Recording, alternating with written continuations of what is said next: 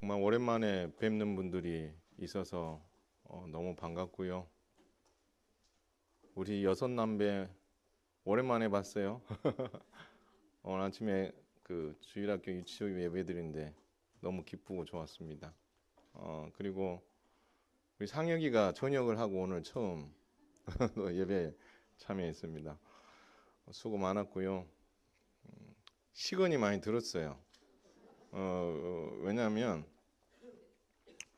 상혁이 있는 부대가 훈련이 많은 부대예요.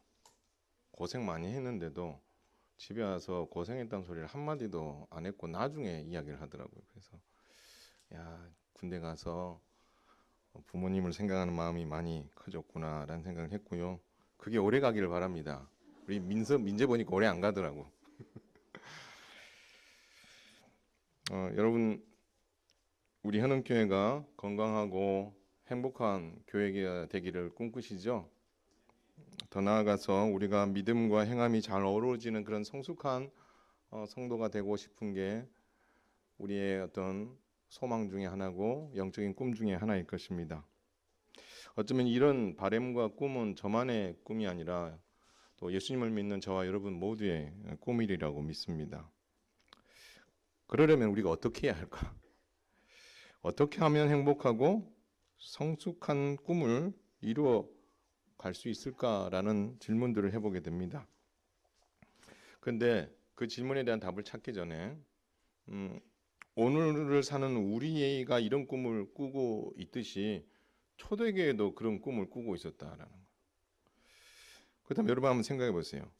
초대교회 성도나 우리가 이런 꿈을 같은 꿈을 지금 꾸고 있다라는 것은 건강하고 행복한 교회 그리고 성숙한 성도가 아직 완성되지 않고 있다라는 반증인 거죠.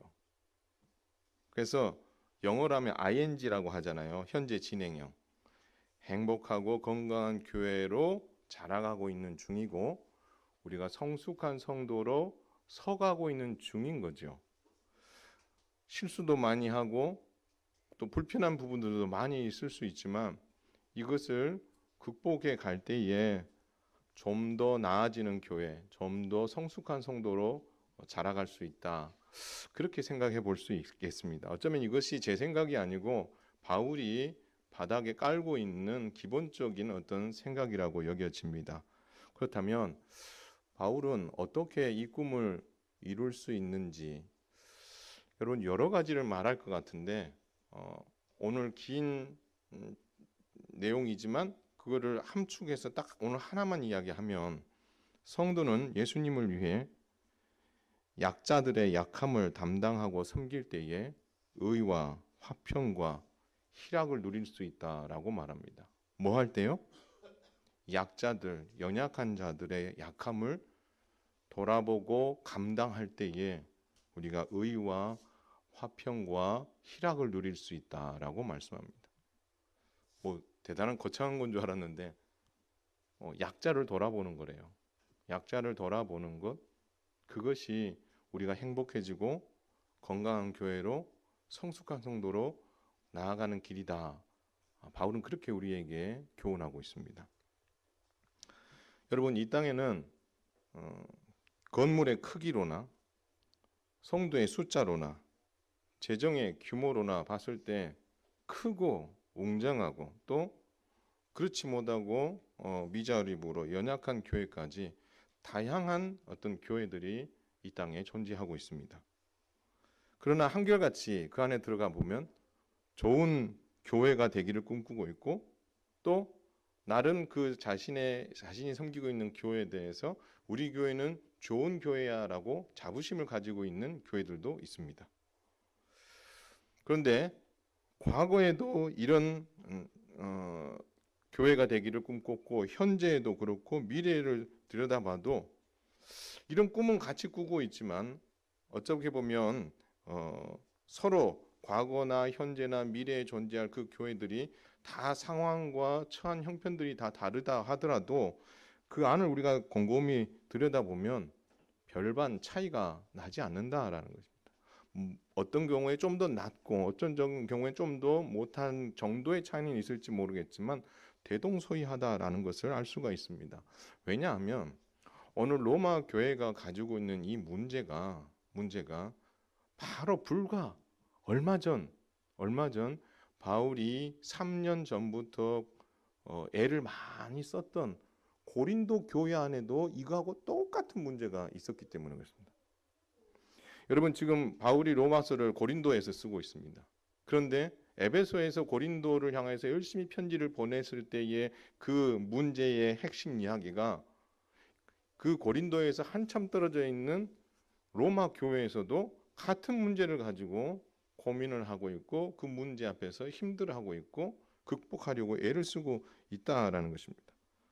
그렇게 봤을 때에 지역을 뛰어넘어서 시대를 뛰어넘어서 교회 안에 들여다보면 대동소이하고 또 최종적인 어떤 목표나 이런 부분들이 다르지 않음을 우리는 알 수 있다라는 것입니다. 그러면서 바울은 이 로마 교회 안에 성도를 두 부류로 분류합니다. 오늘 14장 1절에는 뭐라고 나왔냐면 믿음이 연약한 자들이 있다라고 이야기합니다. 그리고 15장 1절에 보면은 믿음이 강한 우리는이라고 표현하고 있어요. 교회 안에 두 부류의 사람이 있는 거죠. 믿음이 강한 성도가 있고 또 한편에는 믿음이 약한 성도가 있다라고 말하고 있습니다. 마찬가지 고린도 교회에서도 한마디로 말하면 믿음이 강한 자가 있었고 믿음이 약한 자도 고린도 교회 안에도 있었다는 것을 알 수가 있습니다. 그렇다면 그들이 가지고 있는 문제는 오늘 크게 두 가지입니다.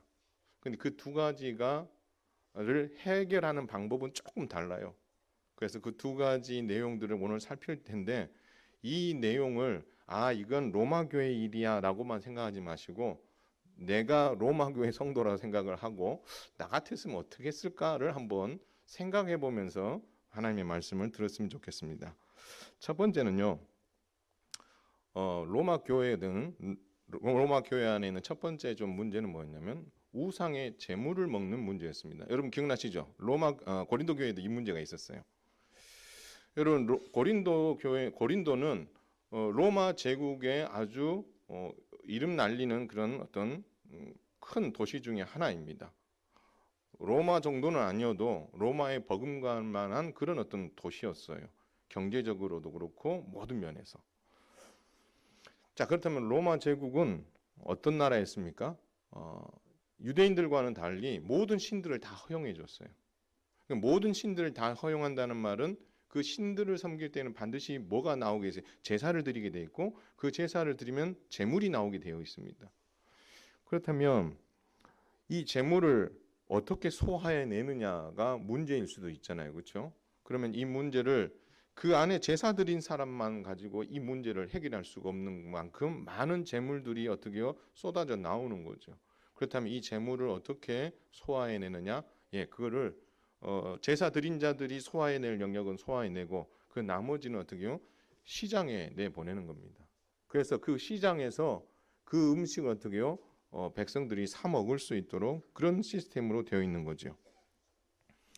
그렇다면 문제는 뭐냐면 다른 종교를 믿는 사람들은 아무런 문제가 되지 않습니다.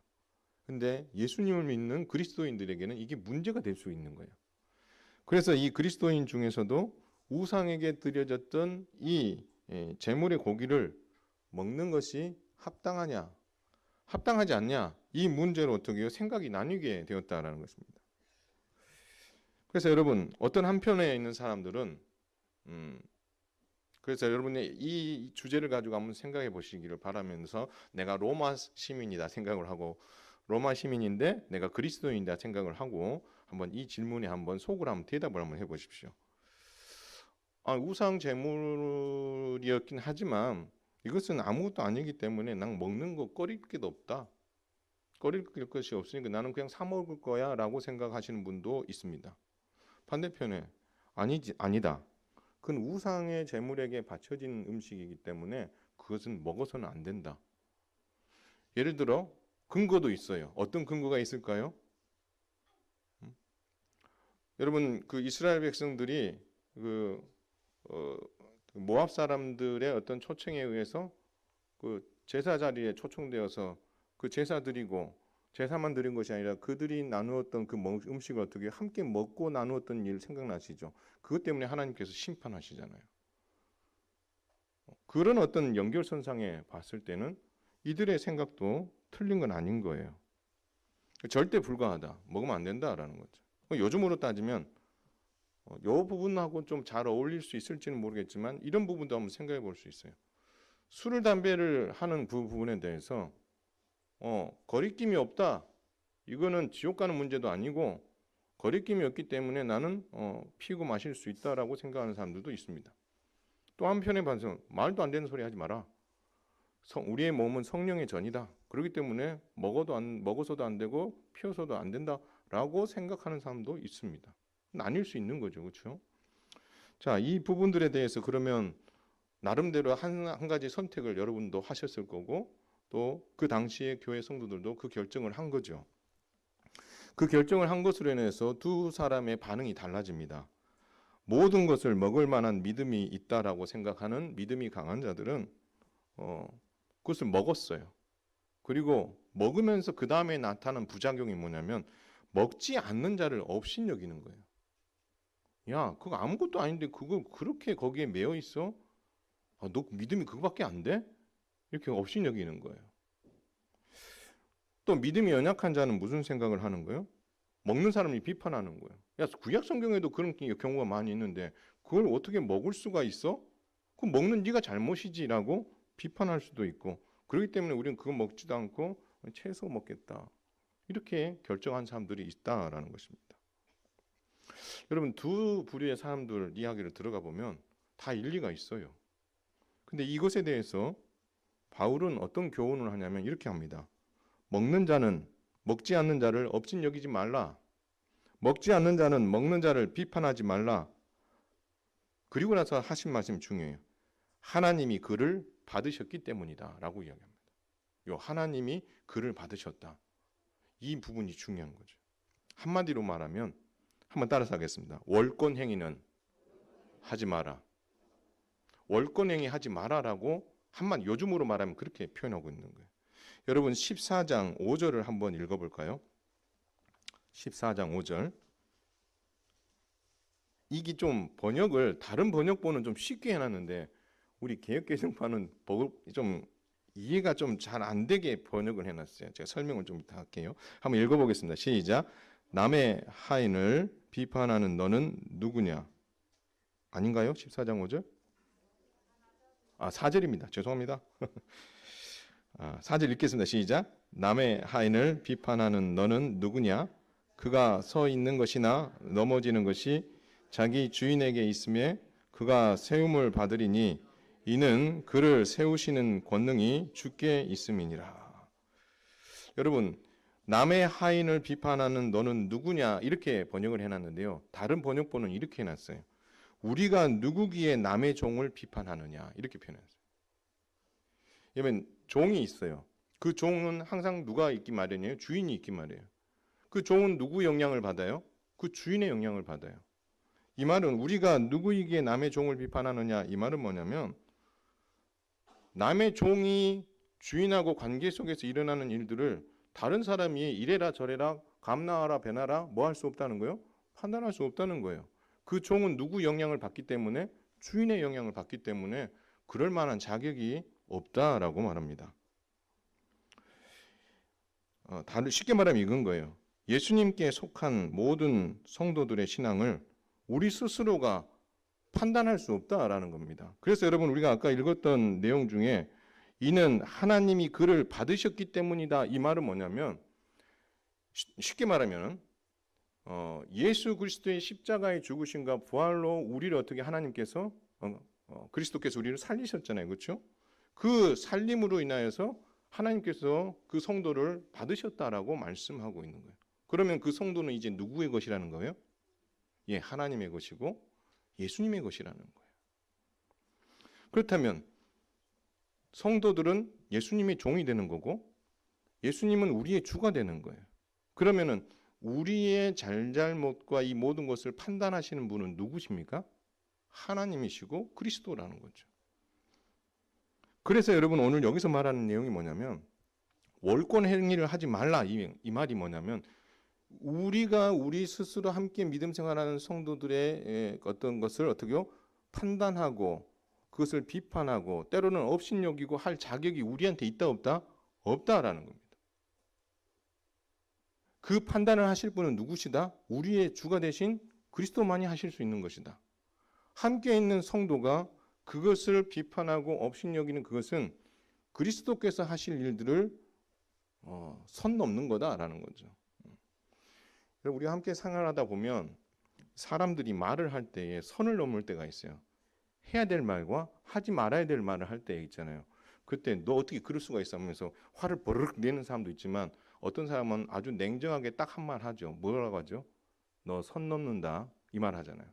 이 말은 버럭 화를 내는 것보다 더 무서운 말이죠. 너 선 넘는다 지금 조심해 선 넘지 마 이 말 한마디. 마찬가지 우리가 그리스도 안에서 함께 믿음 생활을 하다 보면 이러한 것들로 인하여서 어떻게요? 우리의 신앙의 색깔, 우리가 신앙이 가지고 있는 원칙이라고 생각하는 것들을 가지고 누군가를 판단할 수 있다는 거죠. 근데 주님은 말씀합니다. 너 그 판단할 자격 없다는 거죠. 그래서 여러분 여기 본문에 보면 4절에요. 그가 서 있는 것이나 넘어지는 것이 자기 주인에게 있음에 이 말이 뭐냐면 여러분 서 있는 것과 넘어지는 것이다. 이 말은 쉽게 말하면 그 주인과 종 사이에 원활한 관계가 잘 유지되고 있는 거나 아니면 그 둘 사이에 관계가 삐그덕거리고 시끄럽다든가 또는 그 둘 사이에서 주인이 종에게 칭찬을 한다든지 주인이 종에게 책망을 하든지 이런 모든 것들에 대해서 옆에 있는 다른 사람이 야, 너 그거 칭찬할 일이 아니라 책망할 일인데 그 책망할 일인데 너 왜 그 칭찬을 하고 있어? 반대로 잘못되고 있고 좀 뭔가 관계가 깨어지고 너 왜 어떻게 했길래 그 관계가 그 모양이야? 이런 이야기조차도 어떻게요? 할 자격이 없다는 거예요. 그 당시에요. 남의 하인과 주인의 관계를 참견하는 것을 그 당시는 어떻게 해서 빈축을 사는 행동이다. 니 할 일이나 잘하세요. 내일 신경 쓰지 마세요. 이것과 같다는 거예요. 그러므로 여러분 이 교회 공동체 안에서 우상 제물의 문제를 어떻게 먹지 않는 이 문제로 인하여서 서로 비난하고 서로 업신여기고 나 너 믿음이 좋은 줄 알았는데 너 그거밖에 안 됐네? 업신여기고 비판하고 이런 일들이 일어나는 거죠. 이럴 때에 우리 그리스도인들은 이러한 자세를 버리는 것이 약한 자를 어떻게 해요? 돕는 길이다라고 말하고 그럴 때에 함께 건강한 교회로 나갈 수 있다라는 거죠. 여러분 사람들이 모여서 이야기하는 것 중에 제일 재미있는 이야기가 뭐죠? 드라마 이야기입니까? 더 재밌는 이야기가 있어요. 뭐죠? 남 이야기 하는 거. 그것처럼 재밌는 게 없어요. 근데요, 우리 그리스도인들이 그 부분은 참 조심해야 되는 부분을 오늘 바울은 로마 교회 형편을 통해서 우리에게 말해주고 있다라는 거예요. 내가 믿음 생활을 좀 잘한다는 사람들은 우리의 기준을 가지고 누군가를 비판할 수가 있습니다. 또 어떤 믿음이 연약한 자들은 믿음이 있다고 생각하는 사람들의 행동이 내 생각과 다르다는 것 때문에 어떻게요? 저 사람 저렇게 안 봤는데라고 비판할 수도 있고 업신여길 수도 있는 이런 일들이 교회 안에 일어날 수 있다라는 거죠. 할 수만 있다면 저와 여러분이 이 비판의 자리에 있기보다 그들을 위해서 기도할 수 있는 성숙한 성도가 될 수 있기를 주님의 이름으로 축원을 드립니다. 여러분 그런 점에서 제가 좀 기도가 요즘 달라졌어요. 옛날에는 불편한 일이 있고 힘든 어떤 형편이나 관계들이나 이런 것들이 있으면 하나님 앞에 저는 기도합니다. 하나님, 제가 이런 상황에 놓여 있습니다. 억울하기도 하고 아니 내가 잘못했기도 하고 이런 부분들을 하나님 앞에 토로하면서 하나님 내가 이 문제를 어떻게 풀어야 됩니까? 라고 하나님 앞에 질문을 합니다. 그 기도를 그렇게 하다가 보면 이게 죄송합니다. 제가 이 온유하지를 못해서 한 번씩 훅 올라와가지고 하나님 앞에 내가 마치 그 사람이 내 앞에 있는 것처럼 와 내가 따지듯이 기도를 해요. 그리고 나서 일어나면요 속이 시원합니다. 근데요 돌아서고 나면 내가 왜 그렇게 기도했지? 이런 생각이 들어요. 근데 제가 요즘 기도가 달라졌어요. 비판거리를 그리고 불합리한 거를 또 잘못 신앙생활하는 성도들의 삶을 보면서 하나님 이건 아니잖아요 라고 기도를 옛날에 했다면 지금 제가 기도가 달라졌어요. 하나님 제가 그 사람을 비판할 자격이 없는 것 같습니다. 하나님께서 이분을 하나님께서 복 주시고 하나님께서 찾아가 주시고 마음에 감동을 주시고 저의 말이나 우리 주변에 있는 성도들의 어떤 말로 인하여서 그들이 헤아려 알기보다 하나님께서 찾아가 주시고 그의 마음을 부드럽게 하시고 하나님께서 말씀해 주시고 깨닫게 해 주셔서 하나님 다시 일어나게 해 주시옵소서. 다시 살아나게 해 주시옵소서. 그러면서 제가 그분들을 향한 축복이 제 입에서 나오기 시작했어요. 하나님 그들을 축복합니다. 그들을 사랑하고 싶습니다. 사랑하기를 바랍니다. 좀 다를 수 있습니다. 그러나 하나님 인정하고 품고 싶습니다. 저 마음도 달라지게 하시고 하나님 그 성도의 마음도 달라지게 하시고 하나님 정말 복이 흘러가서 정말 하나님 안에서 우리가 주님이 기뻐하시는 그런 건강한 성도로 함께 자라가고 싶습니다. 라는 기도를 하게 됩니다. 여러분 그 기도를 하고 나면은요. 제가 쏟아내는 기도를 하고 나올 때하고 다른 느낌이 들어요. 쏟아낼 때는 잠시 시원한 마음은 있지만 뒤끝이 찝찝한 거 있죠. 근데요. 제가 축복을 하고 그분을 위해서 진심으로 사랑하고 싶은 마음, 축복하고 싶은 마음이 담겨져서 기도를 하고 일어나면 하나님께서 이 문제들을 해결해 주실 것이다. 그런 어떤 소망과 기대를 가지고 일어나게 되더라라는 것입니다.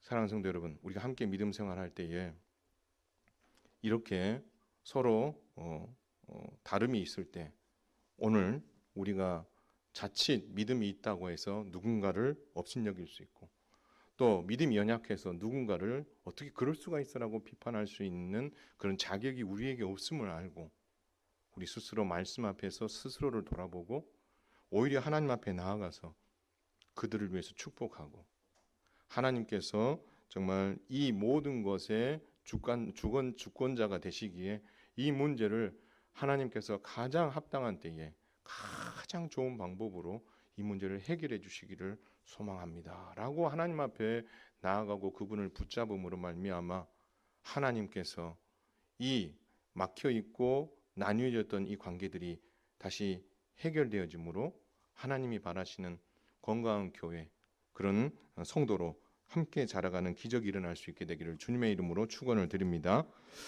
두 번째 오늘 로마 교회가 가지고 있었던 문제 중에 하나는요. 로마 교회 역시도 두 부류의 사람들이 크게는 나뉘어져 있어요. 하나는 유대인 출신 그리스도인, 하나는 이방인 출신 그리스도인입니다. 오늘 5절에 한번 보면은요. 이들이 날짜 때문, 요일 때문에 이제 서로 다투게 돼요. 무슨 요일 때문에 다투지라는 생각이 들 수도 있어요. 여러분 5절 한번 읽어볼까요? 시작. 어떤 사람은 이 날을 전날보다 낮게 여기고 어떤 사람은 모든 날을 같게 여기나니 각각 자기 마음으로 확정할지니라. 여러분 여기서 이 날을 전날보다 낮게 여기고 모든 날을 낮게 여긴다. 같게 여긴다. 이 말은 무슨 말이냐면 어떤 사람은 유대인 출신 그리스도인들이면 무엇에 좀 관심이 많을까요? 안식일에 관심이 많은 거예요. 그리고 이 안식일에 관심이 많았던 유대인 출신 그리스도인들 중에 또 유대인 출신 그리스도인이 예수님을 믿는 사람이기 때문에 믿기 전에는 안식일에 되게 관심이 많았지만 믿고 난 이후에는 그 관심을 어디에 둘 수 있을까요? 주일에 둘 수도 있잖아요. 그렇죠? 그리고 그렇기 때문에 유대인 출신 그리스도인 안에서도 안식일에 대해서 되게 소중하게 여기는 사람이 있는 반면 반대로 예수님 안에서 이제 참 안식이 이제 주일 부활로 인하여서 성취됐기 때문에 주일을 우리가 소중하게 여겨야 된다라고 주일을 되게 강조하는 사람들도 있습니다. 분명히 생길 수 있겠죠. 근데 거기에 또 한 부류가 있어요. 주일만 중요한 게 아니야 이렇게 얘기하는 거죠. 월요일부터 토요일 날도 중요해 이렇게 생각하는 사람 맞습니까? 틀립니까? 여러분 들여다보면 말이 다 맞아요. 주일도 소중하고요. 주중이라는 6일이라는 시간도 그 시간은 내 마음대로 사는 시간이 아니잖아요. 하나님께서 선물로 주시는 그 특별한 6일이잖아요. 그렇기 때문에 이런 주장들이 서로 틀린 건 아닌 것 같아요. 자, 그럴 때에 바울은 뭐라고 했냐면 하나님 앞에서 자유롭다면 책임질 수 있다면 이런 부분들을 허용하는 것이 맞다. 단 사람의 편의에서가 아니라 성경이 가르치는 원칙에 맞춰서 섬겨가는 것이 맞다라고 답을 줍니다. 무엇의 기준을 두라고요? 성경의 원칙을 두라라는. 그렇다고 보면 여러분 주일은 무엇을 기념하는 날입니까? 예수님의 부활을 기념하는 날입니다. 그리고 예수님의 부활이 우리에게 주는 가장 큰 여러 의미 중에서 기억해야 될 게 우리에게 주어진 안식이 십자가의 죽으심과 함께 부활로서 안식이 우리에게 뭐로 주어진 거예요? 선물로 주어진 날이에요. 그래서 우리가 주일을 지키는 이유가 다른 게 아니고 예수님의 부활 때문에 그런 거예요. 여러분 안식교가 있어요. 그렇죠? 제가 요즘 테니스를 안 칩니다만 안 친 지 한 3년 정도 됐네요. 그 옛날에 좀 칠 때는 보면 저희가 치는 코트 맞은편 코트에 보면 안식교 담임 목사님이 거기 테니스를 치고 계세요. 그러면 그분은 토요일 날 안 보입니다. 그리고 우리 목사님들은 여기 이쪽에 계시니까 주일 날 이제 제일 바쁘고. 근데 의외로 또 인사가 안 되더라고요. 그럼 뭐라고 인사하겠습니까 서로. 그래서 그냥 뻔히 그냥 바라보기만 합니다. 근데 여러분 왜 안식교가 이단이죠? 오늘 이 이야기하고도 같이 연관되어 있어요. 이날을 전날보다 낮게 여긴다. 여러분 안식일인 토요일이 중요합니까? 부활하신 주일이 중요합니까? 안식일을 왜 안식하죠? 하나님께서 모든 것을 창조하시고 그 마지막 날 뭐 하셨어요? 쉬셨어요. 근데 그 쉼이 뭐로 깨졌어요? 죄로 말미암아 깨졌어요. 근데 이 쉼을 안식을 회복시켜 주신 것이 어떤 날 회복시켜 주신 거죠? 예수님이 십자가에 죽으신 날 회복된 게 아니고 예수님께서 부활하신 날 그 안식이 우리에게 안식으로 선물로 주어진 거예요. 그렇기 때문에 우리가 안식일 대신에 뭘 지키는 거예요? 부활을 기념하는 주일을 지키는 거예요. 성경이 우리에게 분명히 말하고 있어요. 그리고 성경이 또 우리에게 이야기하는 바는 뭐가 있습니까? 주중 6일이라는 시간 동안 우리 하나님은 뭐 하셨어요? 열심히 일하셨어요. 그렇죠? 주님 말합니다. 나도 열심히 일한다. 이렇게 말씀하셨잖아요. 마찬가지예요. 여러분 이 주일이란 6일이라는 주중의 시간은 여러분들에게 주어졌지만 여러분들에게 책임 있게 그것을 감당하라고 하나님께서 선물로도 주시고 그것을 책임감 있게 감당하라고 책임도 맡겨주셔서 6일을 주신 거거든요. 6일은 내 마음대로 살고 주일은 주일이라는 그 어떤 타이틀대로 주님이 주인이 되시는 날로 내가 인정하고 살아가라고 이것을 이분법으로 나눠놓은 게 아닌 거죠.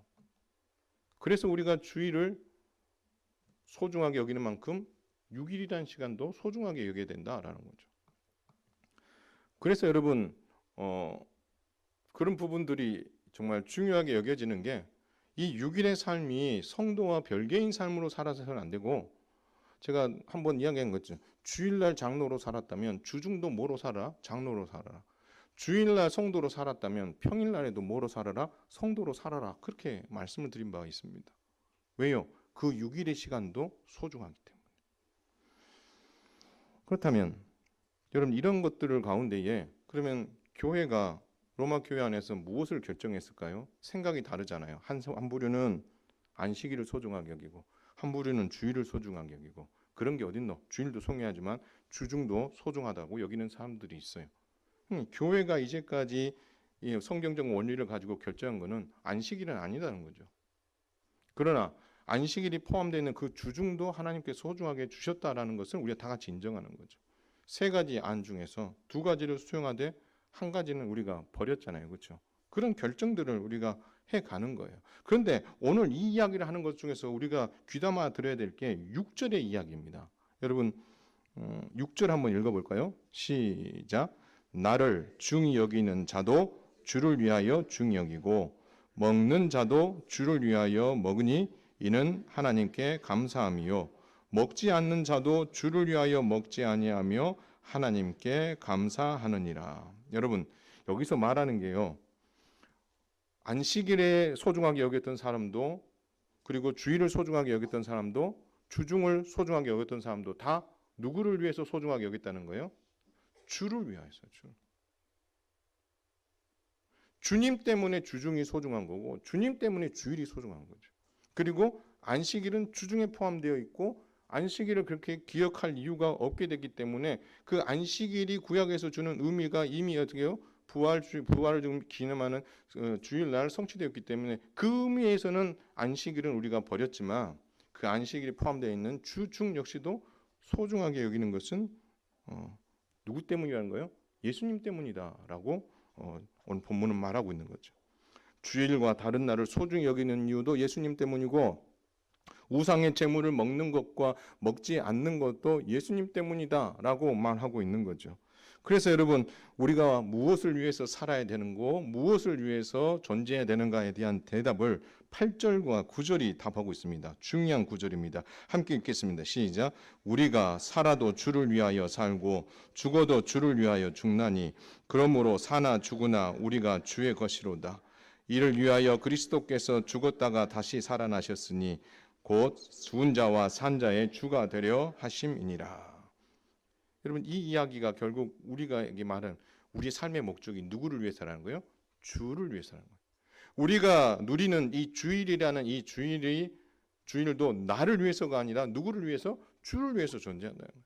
주중이라는 이 시간도 나를 위해서 존재하는 것처럼 보이지만 그렇다고 해서 나를 위한 존재가 필요한 그 존재가 아무짝에도 쓸모가 없다는 게 아니라 그것의 주인이 그리스도이심을 우리가 주를 위해서 살아간다라는 그런 인식을 가지고 살아가는 것이 필요하다라고 말하고 있는 것이죠.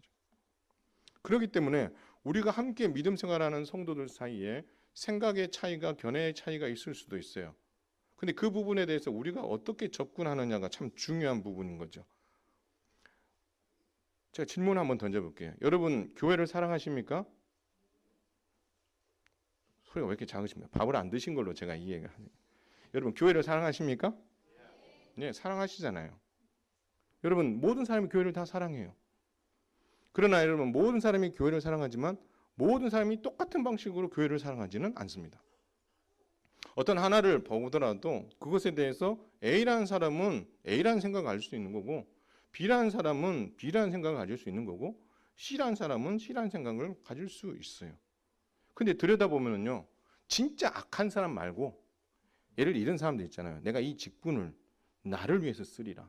내 영광과 내 이름을 쓰기 위해 쓰는 사람, 그 사람이 있거든요. 교회 공동체 안에. 우리 교회는 말고요. 이 땅에는 교회 보면요. 그런 사람들이 정말 있어요. 그런데요. 그런 악한 사람들 빼고 보편적인 성도라면 여러분 그 직분을 감당할 때 무엇을 위해서 감당합니까? 교회를 위하여. 주를 위하여 감당하는 거예요. 교회를 사랑하고 주님을 사랑하기 때문에 그 일을 하는 거예요. 제가 오늘 말씀드리고 싶은 게 뭐죠? 생각이 다 다를 수 있어요. 그렇죠? 그러나 그 생각이 다 다른 것이 틀린 건 아니라는 거예요. 그 생각을 다 다른 생각을 하지만 그 사람들의 중심 안에 들어가면 뭘 사랑하는 마음이 있다는 거예요? 주를 사랑하는 마음과 교회를 사랑하는 마음이 다 있다라는 겁니다. 그걸 어떻게 우리가 함부로 대하면 안 된다라는 겁니다. 그걸 무시하고 내 생각이 맞아 다 틀렸어 이렇게 가는 거는 잘못이라는 거예요. 우리는 그 다른 생각을 하는 성도의 그 중심에 있는 주를 위하고 교회를 위한 마음을 어떻게 존중해 줘야 돼요. 내 생각과 달라도 여러분 내가 그 생각을 하더라도 그 생각 안에는 뭐가 있어요? 교회를 생각하는 마음이 있어요. 교회가 잘 되기를 바라는 마음이 있고 성도들이 건강해지기를 바라는 그 마음이 제 안에 있어요. 그러나 나는 A라는 생각을 할 수가 있고 누군가는 B라는 생각을 할 수가 있어요. 그러면 여러분 이런 것들이 오늘 본문 안에도 보면은 다른 생각들이 있을 때 분명히 교회는 그것을 결정을 했을 거예요. 그렇죠? 안식일은 아니다. 주일로 우리가 간다. 그리고 안식일이 포함되는 주중도 역시 하나님께서 소중하게 주신 것이기에 주를 위하여 우리가 써야 된다. 이 결정을 했단 말이에요. 그리고 하나는 버렸어요. 그러면 이 결정에 대해서 우리가 어떻게 해요? 존중하고 가는 거죠. 존중하고 가는 이유가 뭡니까? 그 결정들 하나하나를 결정하는 데 있어서 그것을 주장했던 사람들의 그 마음 안에는 무엇을 사랑하는 마음이 있는 거예요? 교회를 사랑하는 마음이 있고 우리의 주 되신 그리스도를 사랑하는 마음이 있기 때문인 거죠. 그것 안에서 우리가 어떤 것을 결정했고 결정한 바를 가지고 나아가게 되면 우리가 그때는 어떻게 해요? 다른 말 하면 안 되는 거죠. 왜요?